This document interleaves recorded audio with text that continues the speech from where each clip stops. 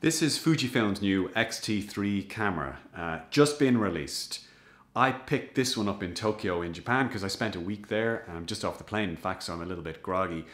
But over the last few days I've been shooting with it, and I have to say it's highly impressive. There's one or two small setbacks to it, or competitive setbacks compared to some other models on the market, but other than that it's actually a really good camera. I'm going to go through some of the things that I have found interesting about it. Now, the first and most important thing is the image quality, and it is absolutely stellar. So I've been using Fuji cameras for a while. I've the X Pro 2, I have the X-T20, I even have the X100F, and they all use the X-Trans sensor, which is a 24 megapixel sensor. It's actually really good. I've been very, very happy with the quality of those pictures, but this has a BSI, a backside illuminated sensor. It's a 26 megapixel new sensor, and it is definitely better in low light. It is definitely slightly sharper than the X Pro 2 or the X-T20 or the X-T2. I'm going to stick up some photos so you can see a very, very rough approximation of what I'm talking about, including some photos that I've cropped pretty heavily so you can see the detail even when you crop down in the photos. Obviously, one of the advantages to the Fuji cameras is most of their lenses they have are actually excellent. So Fuji doesn't really make bad lenses. Now, I'm lucky enough to own a couple of really good lenses. This is the 35 millimeter lens, which is actually the 50 millimeter lens equivalent, and this is the 50 to 140, which is the equivalent to 70 to 200. This is a great portrait lens. This is actually a really good portrait lens as well. And it obviously helps when you're using lenses like that. Nevertheless, the image quality is really the calling card for this camera compared to other APS-C cameras I've found. One other thing to note about that backside illuminated sensor is it is much better in low light. Okay, much better means significantly better, noticeably better. I noticed it. I was taking shots with this in very dark environments, in Tokyo, in a bar, in a cafe, and okay, yes, I was using a very good lens, a 56 millimeter f1.2, but I've used that with the X Pro 2 as well, and I really do think that the quality of the low light shots in this is noticeably better than the last generation of Fuji X cameras. Now, one of the main headline features of the X-T3 over the X-T2 is its speed, is the processor under the hood. It has a much, much faster engine, 2 to 3 times as fast, and that basically means that it can shoot in continuous high speed much, much quicker. So if you are shooting a bride walking down the aisle, or if you are shooting sports, for example, you can shoot up to 20 frames per second in electronic shutter mode here. That really is kind of incredible. Now, it has a continuous autofocus mode as well, which is supposed to keep up with that. In my experience, I've found that it does in good light. It still hunts a little bit in low light, but that's not that unusual. So it doesn't quite compare with Sony's A7 when it comes to autofocusing and tracking, particularly eye tracking. But it is a big step up from the X-T2 and the X Pro 2. And then there is just the ergonomics and the aesthetics. So this isn't a perfect camera to hold, and particularly in terms of the grip. Sometimes you will actually hit one or two buttons on the back side, but it's good enough. And aesthetically, Fuji is making the nicest looking cameras out there, in my opinion. They have this kind of vintage look, and sure, a lot of cameras have this. Olympus certainly have it.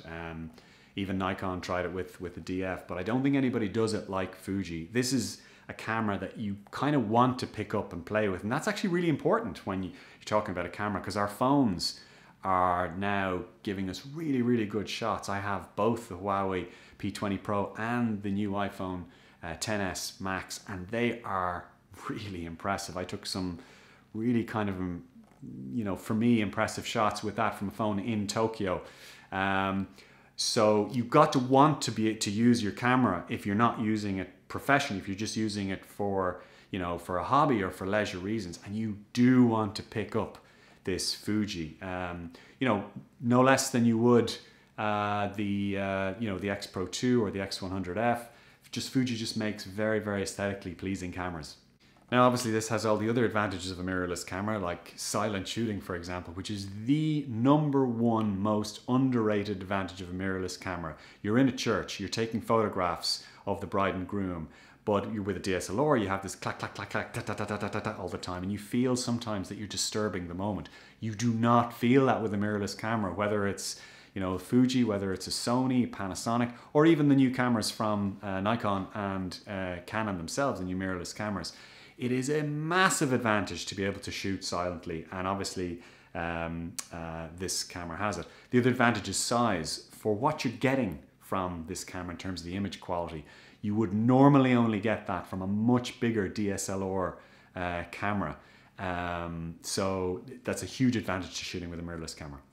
Now, many others are pointing to the 4K shooting on it and its 10-bit capability and 4K at 60 frames and 1080p at 120 frames as one of its selling points. It's not actually for me. I'm filming this video on HD at 1080p at 60 frames per second, and for me, that's actually good enough for 95% of cases. But if 4K is important, this camera has it. Okay, now I'm going to talk about some of maybe perceived negatives. So there are 2 or 3 that I would pick out. The first is it doesn't have in-body stabilization. Now, if you're not doing video, this isn't really a big deal. Fuji makes another camera called the XH1 that does have in-body stabilization. In-body stabilization basically means that when you are shooting video in particular, it means that you get this nice smooth footage for photographers. It means that you can stop the shutter speed down to maybe 1/60th of a second or below, and you will still get sharp images. This doesn't have it. 1 or 2 of the rivals of this camera from other companies do have in-body stabilization. However, so if that's a big deal to you, then this won't be your camera. The other thing that actually probably more important to me that some other cameras have and this one doesn't is the screen. Now the screen here, it comes out like this, so that's very handy. It's a touch screen as well. But there are a couple of other models, particularly the Canon 60 Mark II on which I'm filming this review, and that has a flip out screen.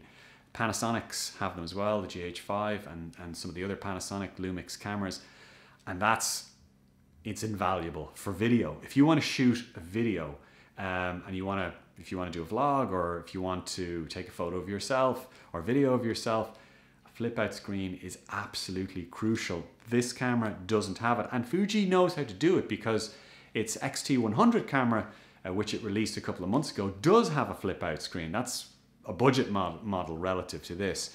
So it can do it when it wants, and I'm a little bit disappointed. So as soon as Fuji makes a camera like this with the flip out screen, it will probably destroy the rest of the field entirely. But for now, Fuji is leaving the market a little bit open to rivals like the Canon 60 Mark II in particular, and some of the Panasonic Lumix models, because it doesn't have that flip out screen. And then the only other, negative or minor negative that's really worth mentioning is the battery life. It's okay, but it's just not that good. I've become accustomed now to bringing, a spare battery, sometimes 2 spare batteries, if I am, using a Fuji camera. On the upside, it uses the same battery as all the previous X line of cameras, including the X100F, and they're not that expensive to buy, but some of the other cameras, particularly the DSLRs like from Canon, Nikon, destroys the Fuji when it comes to battery life. You will get 1,000 shots, 800-900, 1,000 shots out of a Canon. You get 350 or 400 out of this, so you wouldn't want to be taking that many photos with it. So in summary, I would say that this is an absolutely superb effort from Fuji. It's actually cheaper than the previous model, the X-T2 was when it launched. It's €1,500. I remember when the X-T2 launched 2 years ago, it was I think €1,700. I mean, the X Pro 2, which I own and I love, it's not as good a camera as this, and I think it still costs more than this camera. So the way Fuji did that was by making it in China rather than Japan. A lot of people were worried. Did that mean that the quality would suffer? I really don't think it has. I haven't found it that to be the case thus far. Then again, I've only been shooting with it for a couple of days. I can't find any significant downsides with this at all. I have to say this is a huge hit for Fuji, and you can't really say that Fuji is a professional camera system. I know some people will, and the fanboys will come out and say that it is. Of course, you could shoot a wedding on it and that sort of stuff, but I know press photographers, I talk to them all the time in the Independent and elsewhere, and they're not, Fuji isn't there yet with a fully professional setup, but the image quality you're getting from this camera is absolutely superb for the money you're spending. And I can see why people who buy into this system really swear by it and become advocates for it. I'm into different systems. I own Canon cameras, I own Panasonic cameras, I own Fuji cameras, I even own a Leica. But at the moment, this Fuji system and this Fuji X-T3 is, if you're in the market for a semi-pro, relatively high-end camera that's really pleasing to use, that has a great selection of lenses, it's very hard to beat this, to beat the X-T3 camera. Yes, it only has an APS-C sensor, and that's a slightly smaller sensor than a quote-unquote full-frame sensor that you'll get in Canon 6D Mark II, for example. And that does have a significance for things like low-light shooting and depth of field. But that gap has been narrowed massively. Now, I know what I'm talking about here because I own Canon full-frame cameras. I own some really nice Canon L lenses as well. I know exactly what the advantage is to shooting with those cameras in low light. I do some work sometimes for with theater, for example, and shooting in all kinds of different light. So I've seen the differences, and I can tell you that beforehand, using a 6D Mark II or 6D or a 5D Mark III, for example, with a Canon 70-200 lens, I would always go with that rather than a Fuji X body with the 70-200 equivalent for shooting low light work, because I'd used both systems and I compared, and the Canon was always better in low light. I can tell you that Fuji is narrowing the gap with this new sensor. So that's huge. That's very, very significant. Anyway, here are some of the photos I've taken with the X-T3 over the last few days. Now, these are straight out of camera. I haven't edited these at all in terms of brightening or adding color or anything like that. I have reduced some of them, like I've cropped in on some of them to show you the quality in these shots.